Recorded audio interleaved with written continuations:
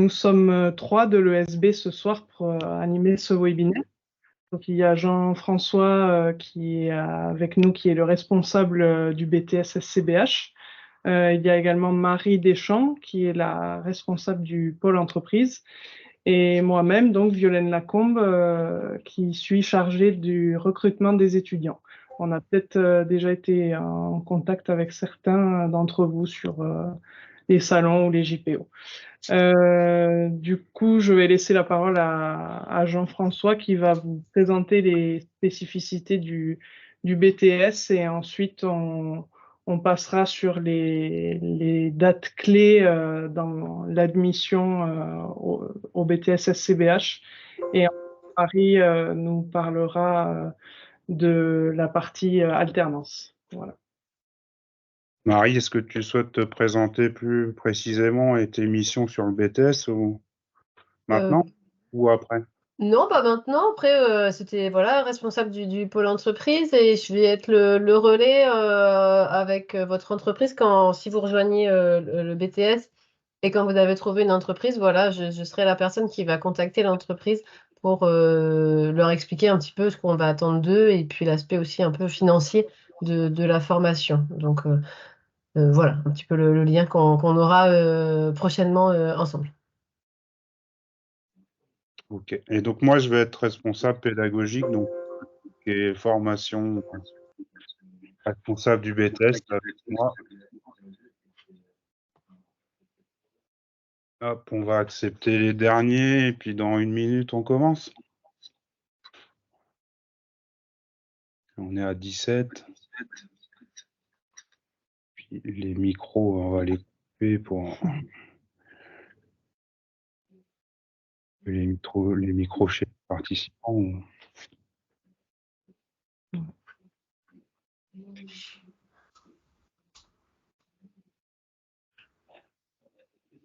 Chercher tout le monde. DA, on va l'activer chez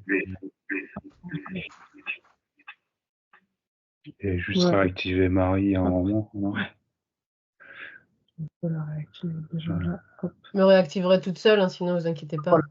C'est bon. Allez, bah c'est parti alors. Hop.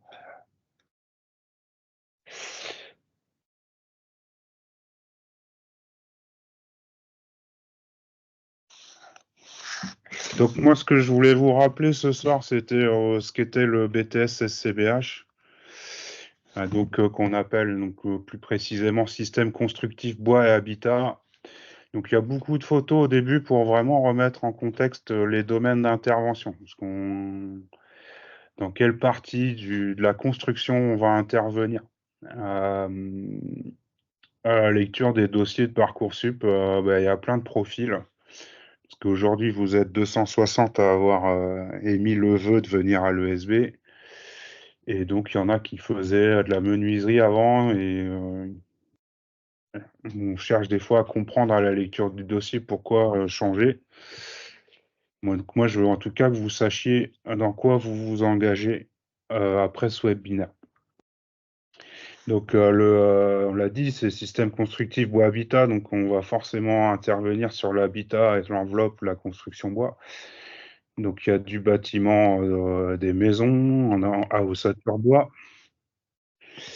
On a aussi l'habitat aujourd'hui, c'est du collectif, c'est des bureaux.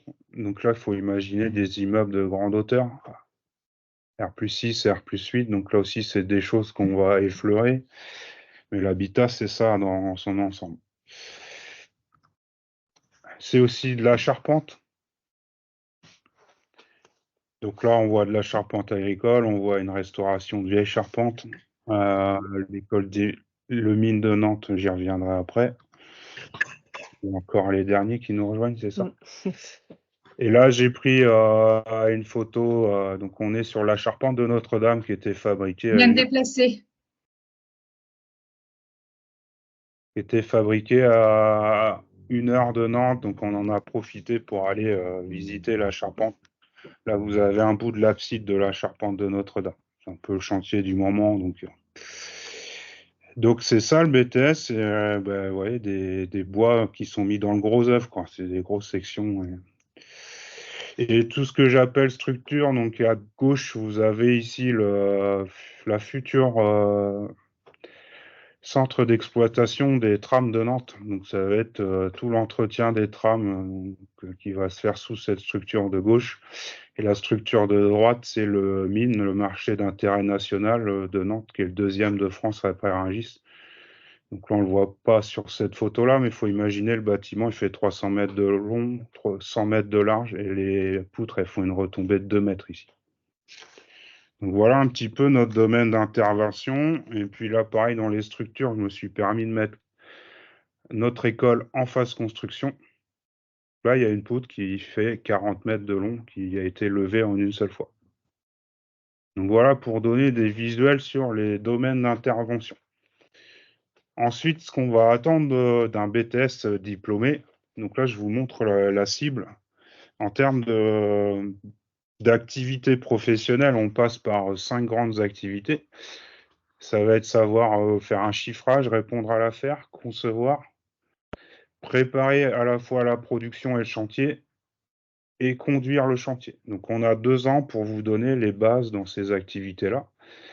Tout ce que je vais raconter sur les diapos suivantes, ça va être des choses qui ont été écrites par les gens de la filière, c'est vos futurs employeurs.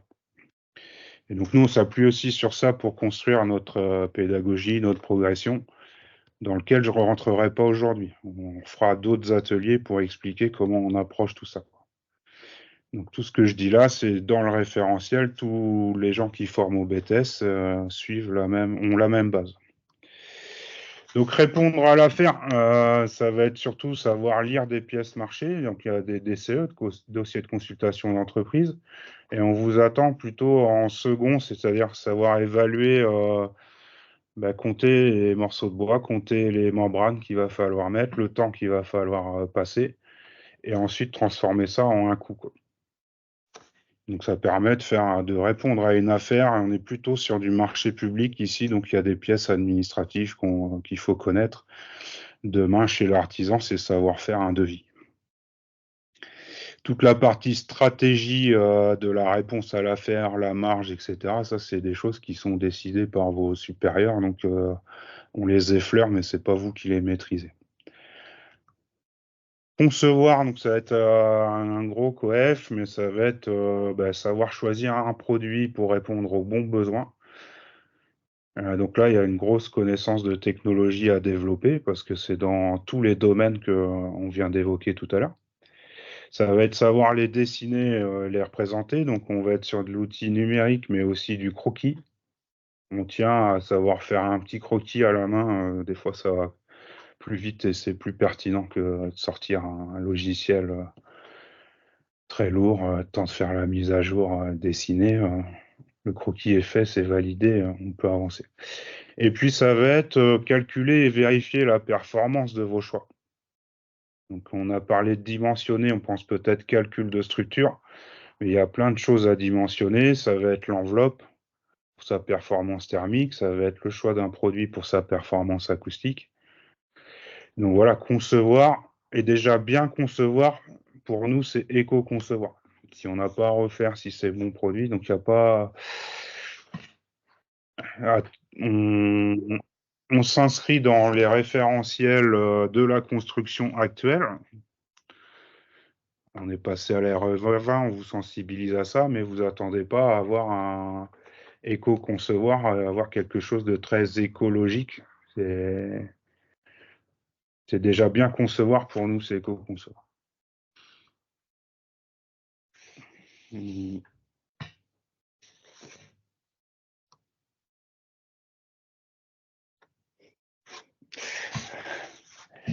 Donc préparer la production,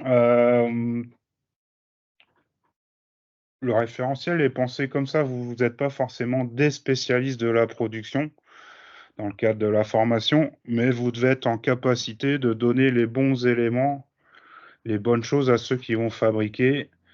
Donc là, c'est transmettre les informations. Il faudra anticiper aussi, savoir faire des listes. Qu'est-ce qu'il me faut comme approvisionnement? Qu'est-ce que je vais sous-traiter si je n'ai pas la capacité de le produire? Et puis, vous devez être en capacité de faire des fiches pour contrôler à la sortie de l'usine si ce que vous avez demandé correspond bien à votre demande avant que ça parte sur le chantier. Ça, mettre en place des contrôles, ça va faire partie de votre job. Il y a aussi préparer le chantier. Donc là, il y a une étape où on va réceptionner, implanter, organiser. Donc c'est vraiment là de la préparation. On vous attend aussi sur le transport, hein. Je viens d'évoquer que vous aviez contrôlé ce qui sort de l'usine, mais il va falloir l'acheminer sur le chantier, à quel rythme, à quelle fréquence pour que ça se lève et que ça se fasse dans les temps. Et ça nous amène au dernier point qui va être planifié, les ressources et le matériel. Donc c'est un tout. Donc là, c'est encore une compétence qu'il faut transposer sur les images que je vous ai mises en introduction.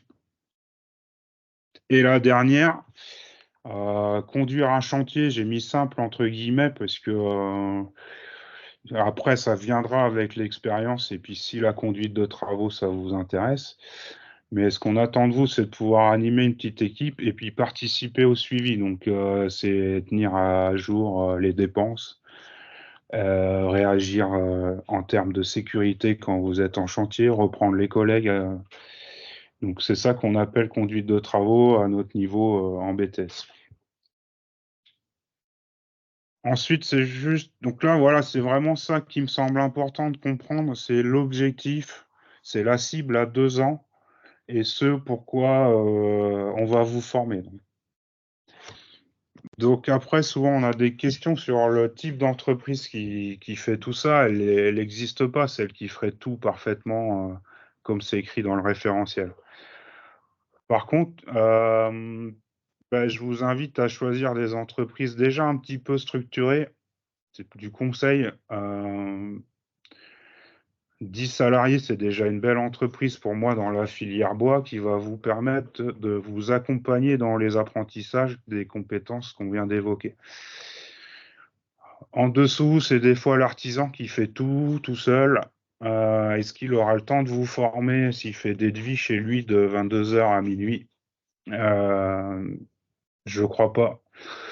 C'est pas pour ça que ça passera pas. Il sera tout à fait pertinent dans la transmission, mais vu qu'on veut valider quand même des choses transversales par rapport au quotidien du terrain. Donc ça, après, c'est des choses qu'on valide au cas par cas. Multidisciplinaire, on peut le comprendre parce que je vous ai dit, il faut faire du chiffrage, de la conception, de la préparation de l'atelier, du chantier. Et on peut aussi le comprendre si vous avez l'opportunité de toucher à plusieurs systèmes constructifs. Faire de l'ossature bois et de la faire mettre dessus, c'est aussi comme ça que je traduis le multidisciplinaire. Donc ça, mais forcément, l'activité de l'entreprise, ça vit sur les 2 ans, ça évolue. Mais en tout cas, à travers ces marchés, etc., vous pouvez vous choisir avec vos envies et vos affinités. Culture de l'apprentissage, c'est plus subtil à saisir quand vous allez les rencontrer, mais est-ce qu'elles ont déjà eu des apprentis? Est-ce qu'elles ont l'habitude de transmettre? Pourquoi elles vous recrutent? Tout ça avec Marie, on complétera peut-être après, mais est-ce qu'il y a bien des missions précises? Est-ce que, cas extrême, c'est juste pour avoir de la main-d'œuvre? Donc ça, faut être vigilant, c'est en échangeant, en se voyant et en posant quelques questions que vous allez le détecter. Après, c'est quelques rappels éventuels pour ceux qui n'avaient pas eu la chance de venir nous voir aux portes ouvertes. La formation qu'on vous propose à l'ESB, elle est en alternance, donc ça impose un contrat d'apprentissage. On est sur un rythme de 2 semaines, 2 semaines. C'est la grosse tendance, même si après, en fonction des vacances, des fois, ça va être 3. Et je vous alerte sur la modalité d'apprentissage qui demande un investissement personnel assez conséquent par rapport à d'autres modalités. Donc ça, vous êtes certainement déjà sur Parcoursup, donc c'est des choses qu'on regarde, mais il n'y a pas de raison que ça ne fonctionne pas. Je passe très vite, mais pour valider l'entrée en BTS, il faut avoir le bac. Un savoir-être, c'est plutôt l'entreprise que vous allez démarcher qui va vous évaluer là-dessus. Nous, on regarde juste les commentaires un petit peu dans les bulletins. Et une expérience bois, là aussi, ça ne va pas être rédhibitoire dans l'évaluation de vos dossiers sur Parcoursup, mais pour convaincre une entreprise qui doit travailler avec vous dès septembre, ça peut aider, ça peut peser dans la balance. Souvent, ceux qui vont signer leur contrat très vite, c'est qu'ils ont déjà un stage, un bagage bois. Après, il faut continuer de se battre c'est peut-être un peu fort comme terme, mais si vous n'avez pas d'expérience bois, il faut persévérer dans la recherche d'entreprise. Là, je vais très rapide, c'est des choses qu'on verra plus tard. C'est la répartition des enseignements et en sachant que l'alternance fait que l'enseignement professionnel, on ne fera pas beaucoup d'ateliers. Si on fait le lien avec les activités que je viens d'évoquer, il n'y a pas doit savoir tailler un arrêtier à des verres, des choses comme ça.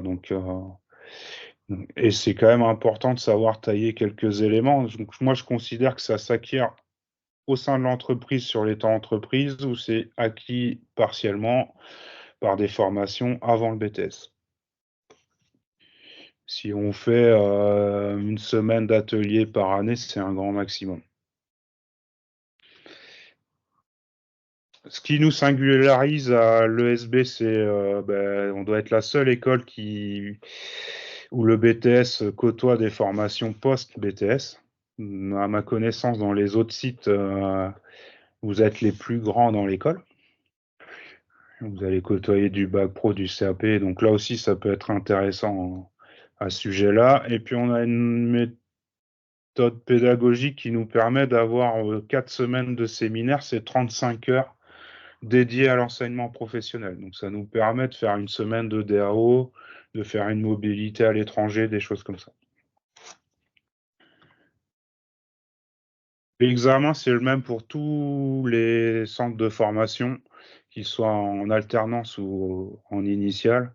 Il y a une grosse part importante au CCF, c'est contrôle en cours de formation, c'est géré par chaque centre. Ça se joue beaucoup à travers des oraux, les épreuves, même à Fort Coef, et même ces oraux, c'est des fois, ils restent individuels, mais ça vient conclure un travail de groupe. Donc, dès la rentrée, on vous fait travailler par groupe de 3, 4, 5. On varie, on vous fait travailler avec tout le monde pour qu'à l'examen, vous proposiez des groupes de travail et qui vont permettre de valider un projet de 100 heures COEF 6. Quoi.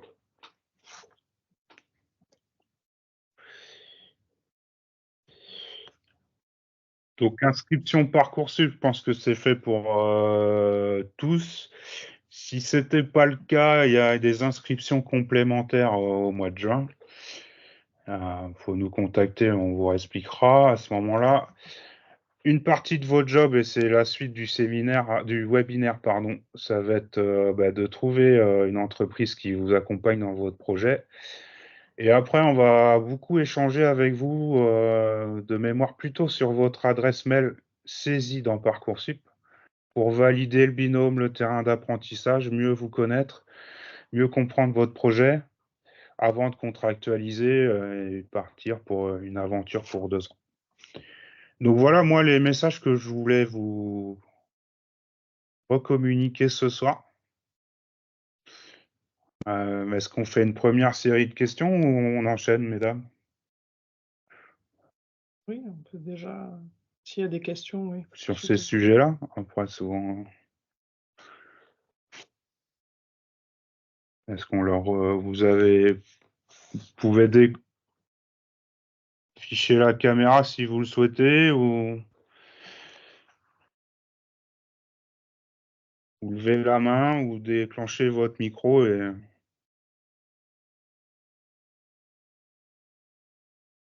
Pas de questions jusque-là.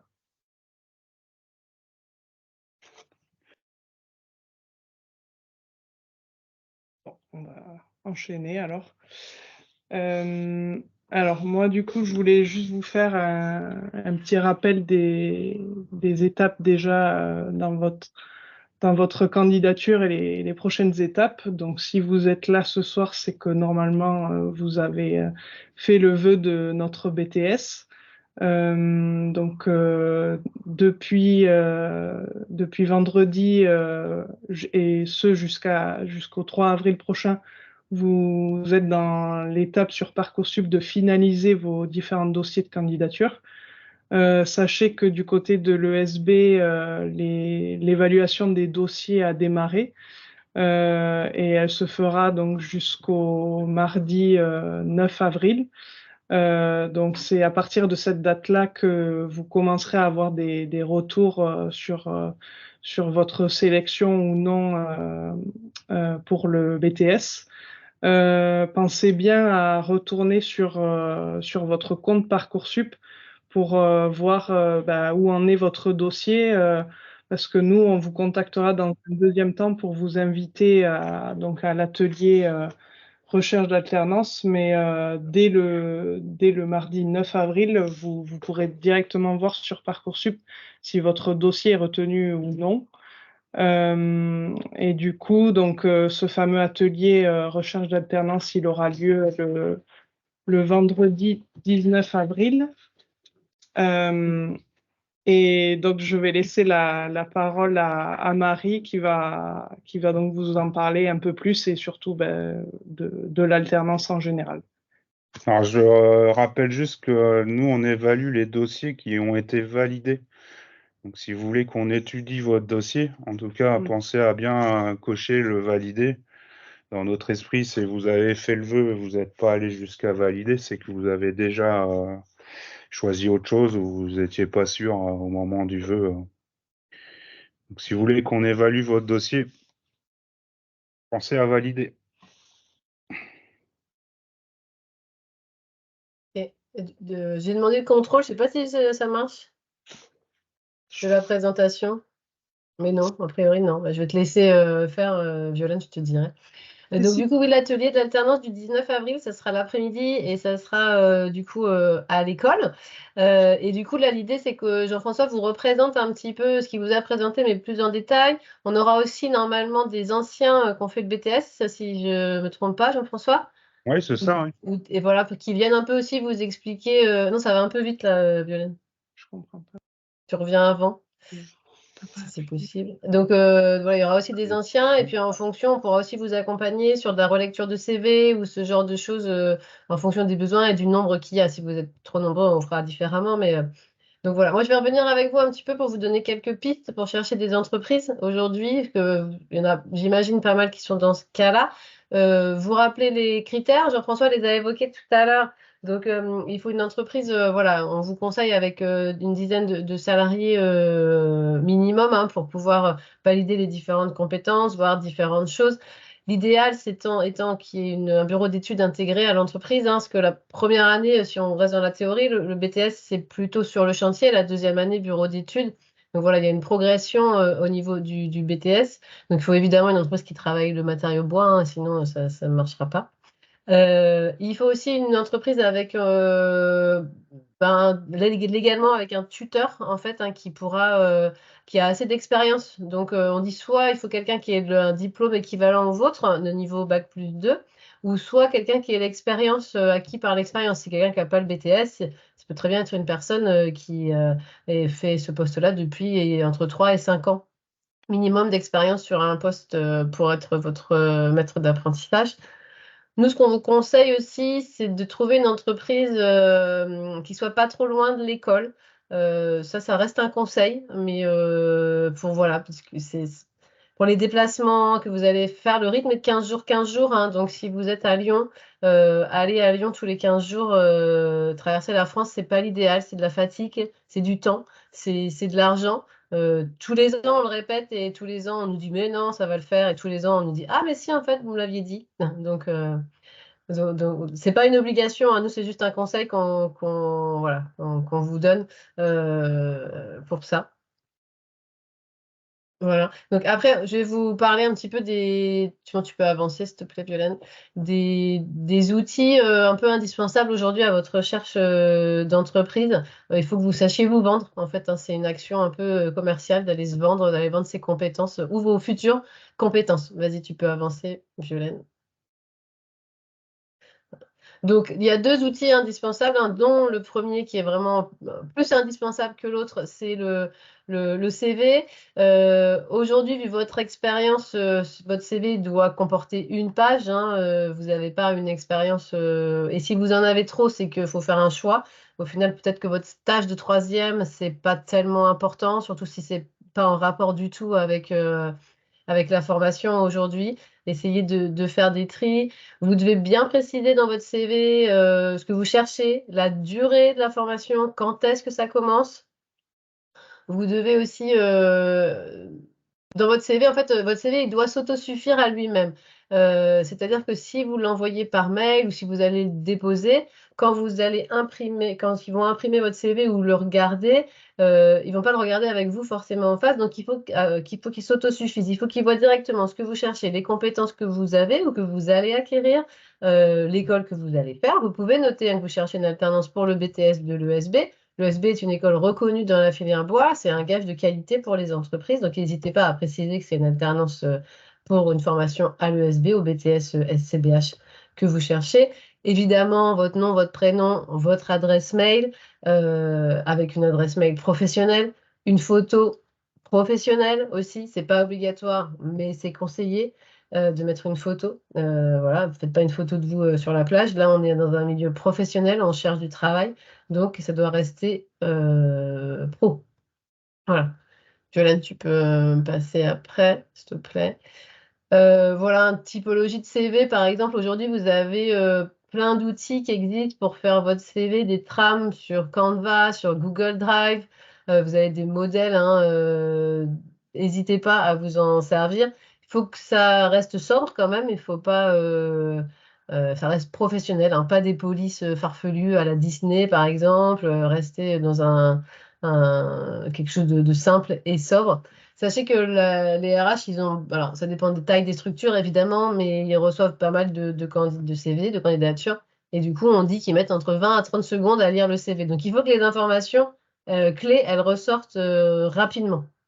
Voilà, avec, comme là, en exemple, sur le CV, il y a un petit, en haut, vous voyez, un petit truc profil. Et voilà, ça, c'est intéressant, mais pas beaucoup, parce que c'est le seul endroit où vous pouvez faire un peu des phrases sur votre CV. Sinon, on ne fait pas de phrases sur un CV. Expliquez un petit peu qui vous êtes en 2, 3 lignes et ce que vous cherchez. Voilà, ça, c'est un exercice assez difficile, mais c'est souvent efficace sur le CV.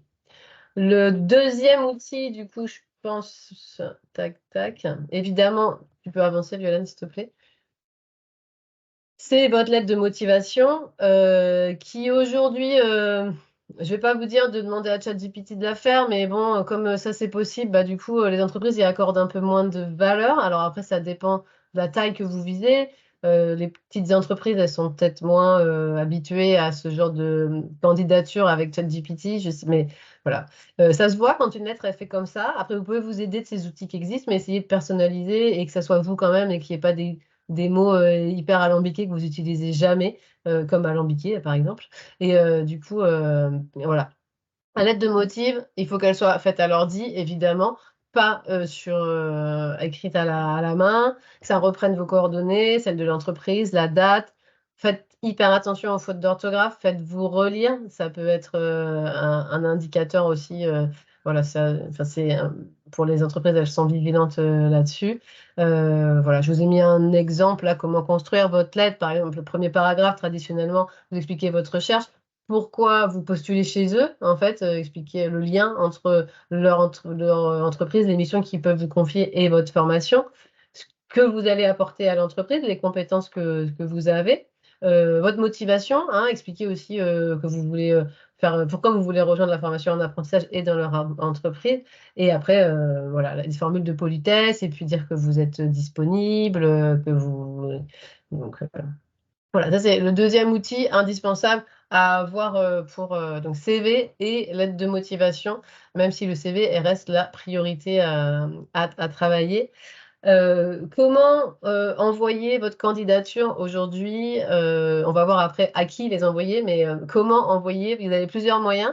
l'idéal, enfin l'idéal, non, il n'y a pas d'idéal, mais il n'y a pas de baguette magique, il n'y a pas de formule magique hein, pour trouver une entreprise, pas du tout. Donc vous pouvez l'envoyer par mail. Donc ça, l'idéal étant d'avoir identifié un contact précis dans l'entreprise et pas envoyer vos candidatures à info ou à contact j'en sais rien, lca.com.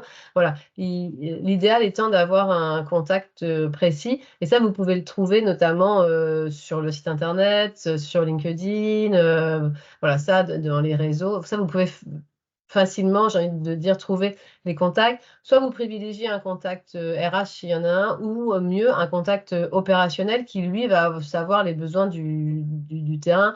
Donc, je ne sais pas, le responsable du bureau d'études, ça peut être différents profils. Vous pouvez aller voir sur LinkedIn et la page de l'entreprise et chercher les gens qui travaillent là-bas et leur poste et leur envoyer un petit... Soit vous prenez le contact, vous appelez, vous pouvez donc aussi appeler pour aller chercher une adresse mail, vous appelez en disant, bah voilà, je voudrais envoyer une candidature à monsieur machin, est-ce que vous pouvez me donner son adresse mail donc ça par mail, vous pouvez faire. L'idéal étant d'avoir donc un contact précis. De manière numérique, donc c'est-à-dire que si vous avez identifié des entreprises, vous pouvez aller voir sur leur site internet, surtout les grosses entreprises, elles ont des plateformes de dépôt de candidature. Donc voilà, n'hésitez pas à les utiliser parce que ça rentre dans une procédure et des fois, si on est hors procédure, elles ne traitent pas du tout la demande. Donc vous pouvez aller directement sur les sites. Donc au téléphone aussi, les appeler. Et après, en physique, ce qui fonctionne bien en physique, parce qu'ils reçoivent beaucoup de candidatures, alors soit vous pouvez les rencontrer sur des salons pro ou aller faire du porte-à-porte dans les zones d'activité qui sont autour de chez vous. Ça fonctionne plutôt pas mal. Et laissez votre CV, évidemment, quand vous faites ça, il faut que vous preniez votre CV avec vous, qui se rappelle de vous quand vous partez si vous n'arrivez pas à avoir un contact. Voilà, c'est bon, Lionel. Donc maintenant, on va essayer je vous expliquer comment on peut, enfin, quelles entreprises, en tout cas, aller chercher et où chercher des entreprises à qui envoyer justement vos super outils CV et lettres de motivation que vous aurez travaillé. Merci. Donc, vous pouvez identifier voilà, faire des candidatures spontanées sur des entreprises que vous avez repérées, en fait, que vous identifiez. Vous rêvez peut-être d'aller travailler dans telle ou telle entreprise, mais ils n'ont pas d'offre d'emploi. Voilà, vous pouvez faire une candidature spontanée. Vous trouverez des entreprises comme ça qui sont sur le site de l'école, par exemple, de l'ESB. On a des adhérents. L'école est une association. Donc là, c'est des entreprises avec lesquelles on travaille. C'est des entreprises friendly de l'école. Donc, elles ont l'habitude de recevoir des élèves. Toutes ne vont pas correspondre à votre formation, toutes ne vont pas recruter, mais ça, c'est de la candidature spontanée. Vous essayez et vous voyez si ça fonctionne. Vous avez aussi directement, ce que je vous disais un peu tout à l'heure, les sites de l'entreprise visée. Soit ils ont une plateforme, soit ils ont une rubrique emploi. Donc voilà, allez voir aussi sur les sites des entreprises que vous avez potentiellement identifiées. Il y a des annuaires aussi professionnels où vous pouvez aller chercher des listes d'entreprises pour savoir à qui envoyer vos candidatures. Donc, il y a par exemple sur Fibois, qui est l'Interpro du bois, donc Fibois Pays de Loire, ils ont aussi une association, ils ont des adhérents, ils ont un annuaire qui est très bien fait, qui est classé par typologie d'activité, construction, bureau d'études, après d'autres qui vous concernent moins. Donc voilà, n'hésitez pas à aller consulter donc il y a Fibois, Pays de la Loire pour ceux qui sont en Pays de la Loire, Fibois, Bretagne pour ceux qui habitent en Bretagne, et on décline ça sur toutes les régions françaises. Il y a aussi le site internet qui est géré par Fibois qui s'appelle métier-forêt-bois.org, où là, en fait, c'est une plateforme qu'ils ont mis à la disposition des entreprises de la filière, qu'elles viennent déposer leurs offres d'emploi et d'alternance et de stage. Je ne sais pas s'il y a beaucoup d'offres dessus, mais allez-y, ça ne coûte rien d'aller voir.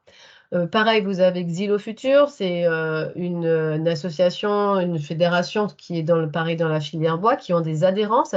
Ils ont un annuaire des adhérents sur leur site disponible. Ça peut aussi vous donner des pistes d'entreprise pour envoyer des candidatures spontanées. Vous avez la FNB, la Fédération nationale du bois, la Fédération du bâtiment, France Bois Forêt. Voilà, allez sur ces sites, ils ont des adhérents, ça vous donne des pistes pour envoyer des candidatures spontanées. Et aussi, comme je vous disais tout à l'heure, prenez votre CV et allez faire les zones artisanales autour de chez vous pour aller déposer directement votre candidature. S'il te plaît, Violaine. Ensuite, vous avez, pour continuer dans ça, vous avez les entreprises aussi. Comment toujours identifier les entreprises? Donc, vous avez, ce qui est intéressant aussi, c'est le site des salons professionnels. Non, reviens avant, s'il te plaît.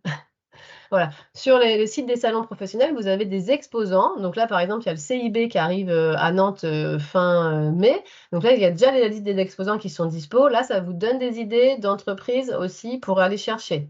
Donc, n'hésitez pas à aller sur les sites internet des salons professionnels. Donc là, je vous en ai listé 4 principaux. Le CIB, le Forum Bois Construction, Artibat et Batimat.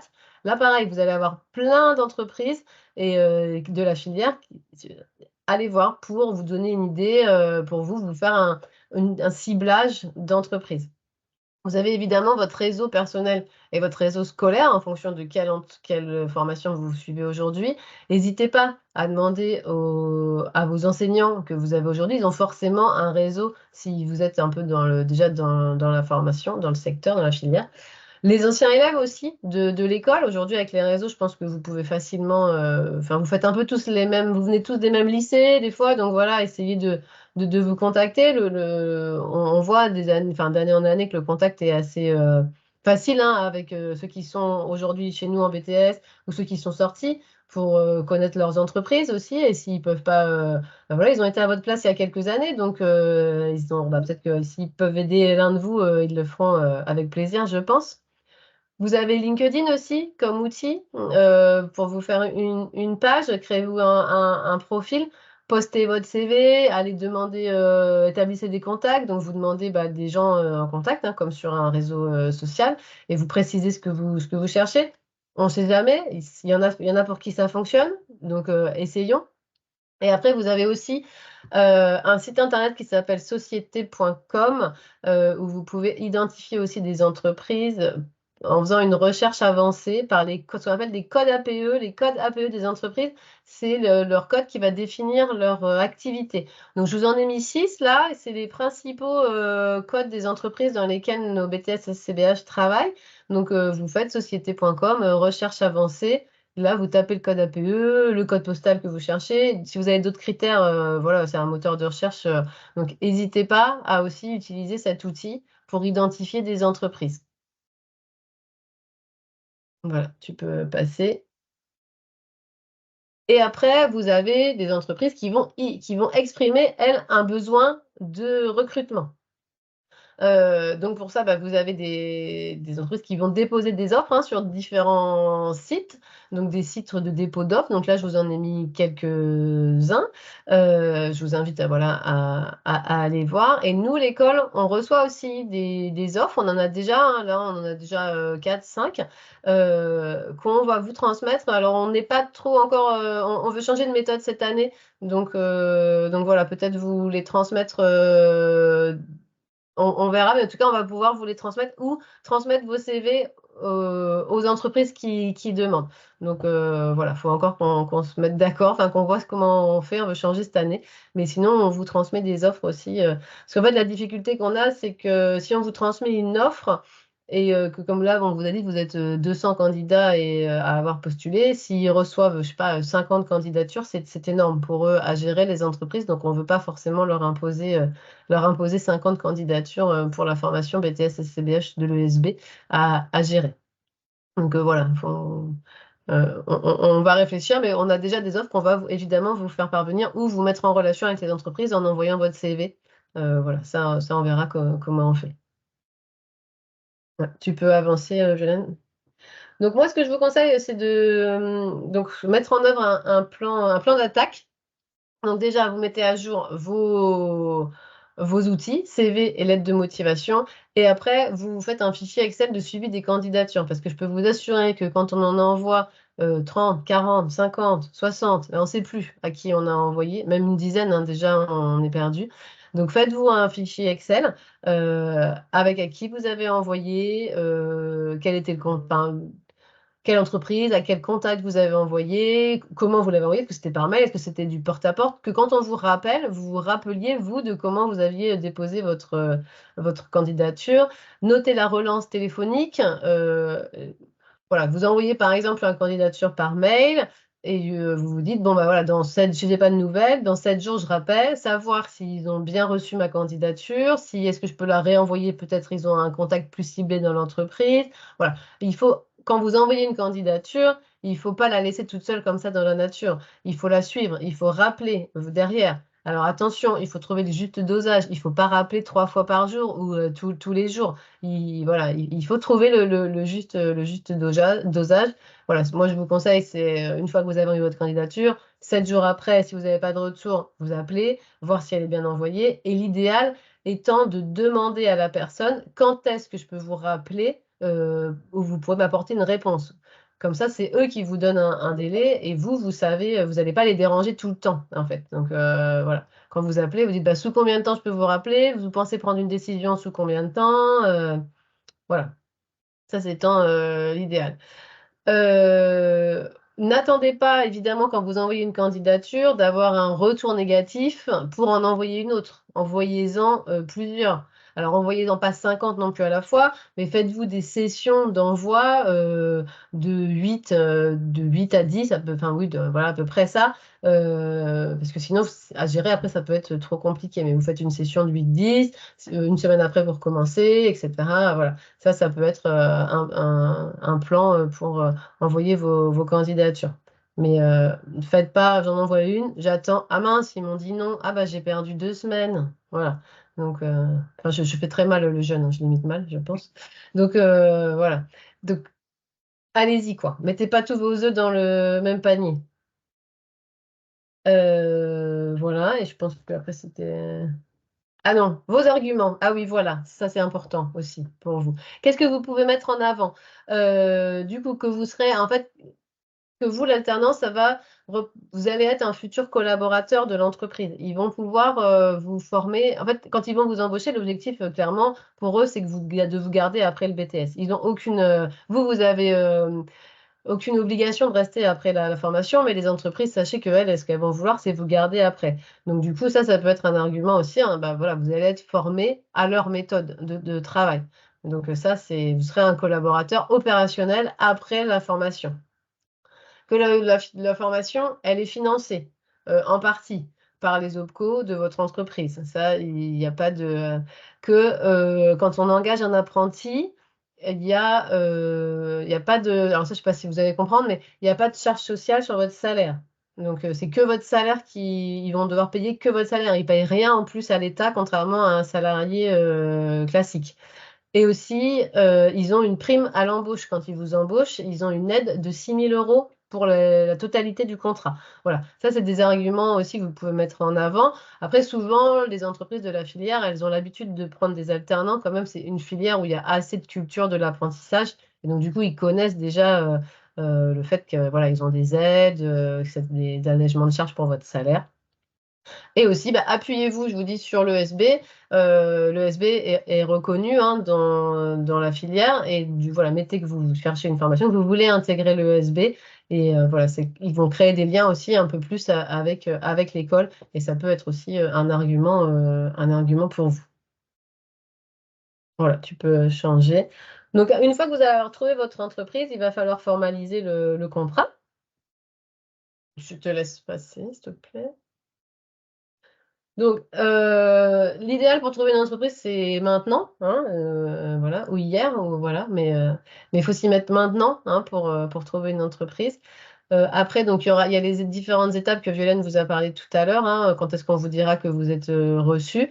Une fois que vous nous dites que vous avez une entreprise, en fait, vous aurez un questionnaire à faire compléter. Alors, vous serez reçu normalement en entretien de motivation, sauf si la procédure a changé, mais je ne crois pas.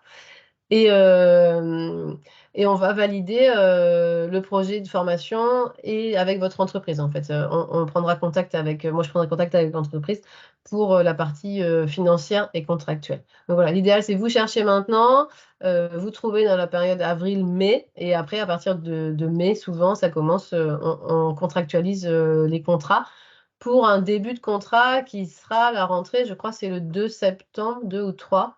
Le contrat peut commencer 3 mois avant la date de la formation. Donc, si vous voulez, l'entreprise, elle peut vous faire commencer début juillet, voire début juin, mais souvent vous êtes en cours. Début juillet, vous pouvez déjà commencer dans l'entreprise et faire 2 mois dans l'entreprise. C'est autant de gagner après sur la connaissance de l'entreprise quand vous allez arriver à la formation au mois de septembre. Donc ça, voilà, ça aussi pour l'entreprise, ça peut être un argument d'avoir un job d'été qui serait là pendant les 2 mois. Bon, après, vous avez le droit de prendre des vacances, hein, mais sachez que vous pouvez commencer avant la formation, le contrat, 3 mois avant la date de la formation. Et donc, et votre admission définitive, elle sera prononcée, on va dire, quand vous allez trouver l'entreprise. Il faut une entreprise pour intégrer le BTS SCBH. Et à partir de là, le BTS, quand vous avez trouvé, on va dire à ce Parcoursup que vous avez trouvé et vous devez valider derrière aussi pour dire que c'est OK, que enfin, vous confirmez bien ce choix. Voilà. Et puis la slide d'après, tu peux faire Violaine, s'il te plaît. N'hésitez pas à en parler autour de vous. Hein, chercher une entreprise, ceux qui ont du réseau, ça marche bien. Donc, voilà, allez-y, osez décrocher votre téléphone, parlez-en à votre famille, à vos amis, à votre coiffeur aussi, ils sont au courant de tous les coiffeurs, donc allez-y, quoi, enfin, à tout le monde, quoi. Il faut pas hésiter à en parler, c'est comme ça aussi que ça peut marcher. Donc voilà, moi j'ai terminé, donc du coup, je sais l'heure des questions, si vous en avez, que ce soit pour... Merci à toi. de rien.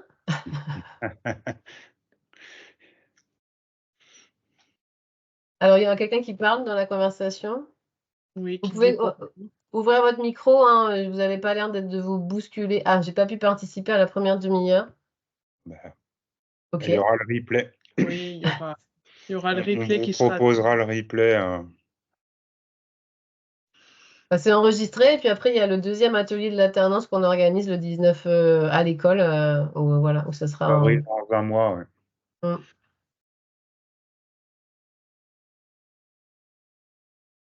Vous n'avez pas de questions?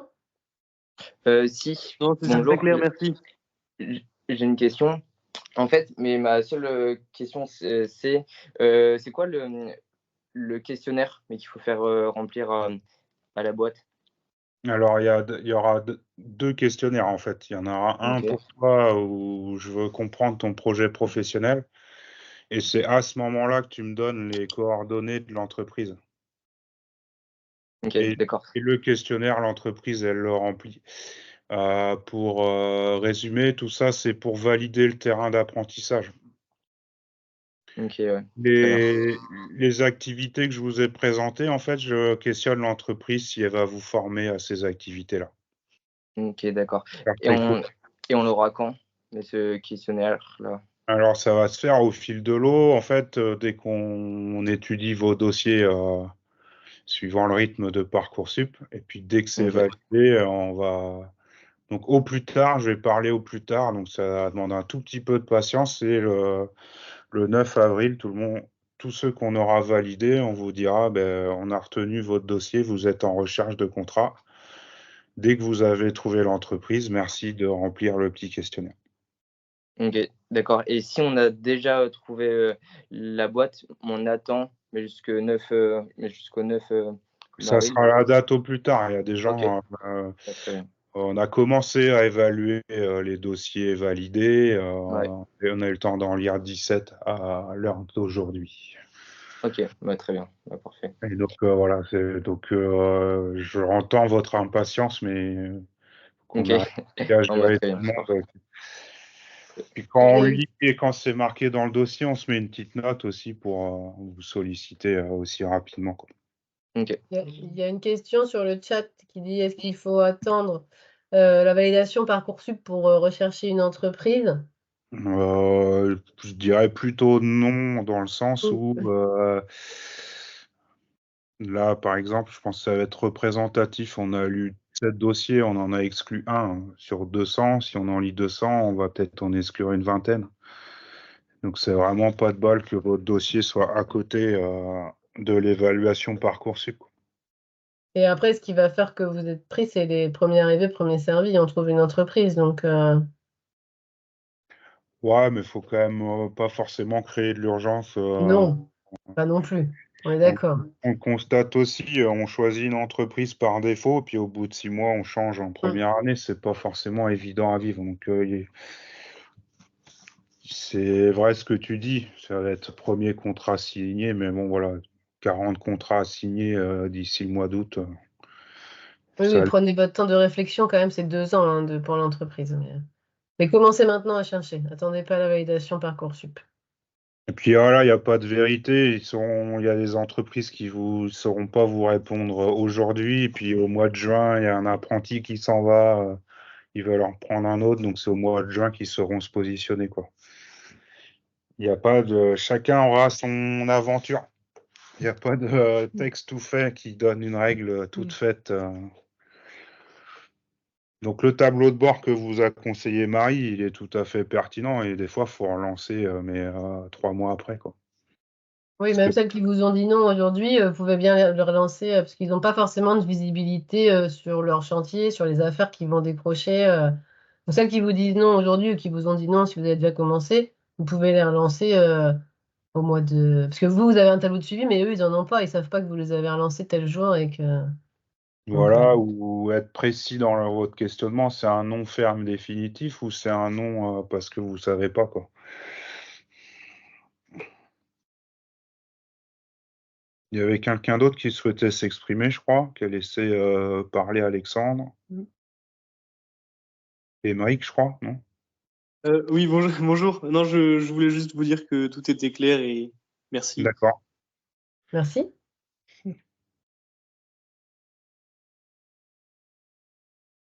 Donc après, je pense que ça fusera un peu plus lors de l'atelier en présentiel, mais Il y a Yvan? Yvan qui a levé la main. Oui, bonjour à tous. Merci pour votre présentation. J'avais juste une question. Vous aviez dit qu'il y avait à peu près 200 candidatures et ça fait des classes de combien après vous faites en fonction Alors, enfin, effectivement, le vœu émis, il y a 260 vœux émis, donc on a cette info-là parce que bah, le numérique nous permet. Combien vont valider parmi ces 260 vœux aujourd'hui? Je ne le sais pas. Je le saurai le 4 avril. Donc je pense qu'on va déjà avoir de la perte. Au sein de la promo, il y a 40 places. D'accord. Donc, Et juste une autre question, si possible. pas de problème. Ouais, j'aurais juste voulu savoir si, par exemple, sur une première année de BTS, on peut commencer par faire du chantier ou pas forcément du plein temps en bureau. Alors, on le préconise même, en fait, pour atteindre les compétences les activités qu'on a évoquées en termes d'apprentissage, c'est long, quoi. Savoir chiffrer, compter, vous savez déjà le faire, mais estimer le temps que ça va mettre, quand vous l'avez vécu sur le chantier, je pense que c'est plus facile. Et même, on préconise, enfin, on n'est pas fermé à faire 2 ans de chantier, il faut juste que ça soit pas une surprise pour vous, quoi.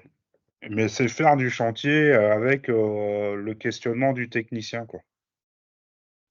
Ok, Et donc, d'où les questionnaires aussi au départ. Ça me permet, lors d'un premier entretien à 3 entreprises, vous et nous, de dire, bon, ben voilà, l'entreprise, elle a clairement dit non, je ne vous formerai pas à faire du chiffrage. Ah ok, ben on le fera au CFA. En fait, c'est qu'il n'y ait pas de non-dit au démarrage, quoi. C'est ça l'intention aussi des questionnaires, c'est que je les ressors et on rééchange au démarrage de la formation. Dans votre questionnaire, vous me dites je veux faire tel truc, je veux faire du bureau, ben, et puis on rééchange en fait. C'est ça qui me semble essentiel, qu'il n'y ait pas de non-dit et qu'il n'y ait pas de surprise au démarrage de la formation. Mais vous pouvez faire 2 ans de chantier, être très très bon en conception, choisir le bon produit au bon endroit. Vous ne serez pas rapide en dessin, en DAO, mais techniquement, vous aurez peut-être la bonne solution au bon endroit. Et peut-être quelqu'un qui est rapide en dessin, il ne sait pas comment ça se met en œuvre. Donc, il n'y a pas de vérité. Chacun aura son parcours et sa spécificité au bout des 2 ans, quoi, avec le choix de l'entreprise que vous faites. Ok, merci beaucoup. Il y avait deux questions sur le chat. Ouais, L'atelier présentiel pour ceux qui ont été validés par Parcoursup. Donc j'imagine que ça veut dire, est-ce que l'atelier présentiel, je dois venir ou pas? Je sais pas très clair comme oui, question. c'est ça. Ouais, vous serez tous conviés à partir du moment où on a validé le vœu Parcoursup. Et après, il y a une question d'une maman. Les bacs pro TMA sont acceptés. Ils viennent avec plaisir et j'en veux tous les ans, de toute façon. Donc oui, ils vont tout découvrir au niveau de la charpente, mais il y a des acquis qui sont transférables et des compétences. Après, il faut être convaincu, vous, du changement, en fait. C'est le même matériau, mais vous avez vu les photos de démarrage. C'est pas du caisson de cuisine, c'est pas du meuble. C'est juste ça, faut en être conscient. Et on sait qu'il y a des bacs pro TMA qui font des stages dans des entreprises qui ont les 2 activités, quoi. Charpente, ossature bois, menuiserie, et ils ont des fois fait déjà de l'ossature bois. Donc, nous, c'est pas des dossiers qu'on va exclure. Après, c'est à vous d'être convaincu de vouloir chercher ces notions de charpente, construction bois. Nous, on fait confiance au démarrage. Une autre question, un contrat peut-il être cassé si ça se passe mal avec l'entreprise? Oui, déjà vous avez 45 jours de période d'essai sur un contrat d'apprentissage et 45 jours réels dans l'entreprise, hein, donc pas 45 jours avec les périodes école, donc ça emmène déjà quasiment en décembre, donc ça fait pas mal de jours à réaliser de temps en entreprise. Et après, si ça se passe mal, oui, vous pouvez vous pouvez mettre une rupture de contrat. L'idéal étant que ce soit d'un commun accord avec l'entreprise. C'est pas ce qu'on préconise, hein, mais ça arrive tous les ans. Peut-être aussi, effectivement, on parle de parcours de progression au sein de l'entreprise idéale. Il y a la possibilité de faire des conventions, c'est-à-dire votre entreprise n'a pas la compétence en interne, mais elle accepte de vous libérer, je ne sais pas, une semaine dans le bureau d'études à qui elle sous-traite les études, et ça vous permet, vous, de vivre la partie bureau, quoi. Donc là aussi, il faut convaincre votre entreprise d'accueil de vous libérer une semaine parce que c'est toujours votre entreprise d'accueil qui vous rémunère. Et vice-versa, ceux qui feraient que du bureau, qui voudraient faire du chantier. Voilà, il y a des choses très facilitantes pour votre projet. Après, c'est souvent aussi l'entreprise qu'il faut convaincre sur ces aspects-là, quoi.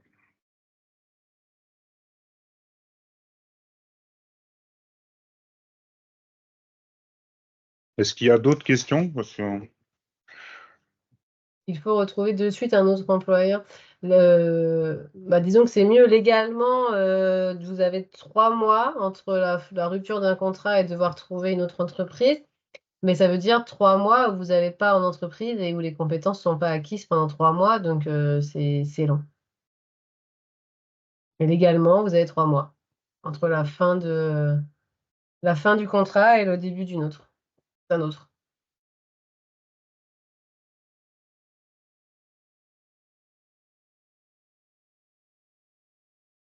est-ce que de vive voix, il y a d'autres questions? Non, je pense pas.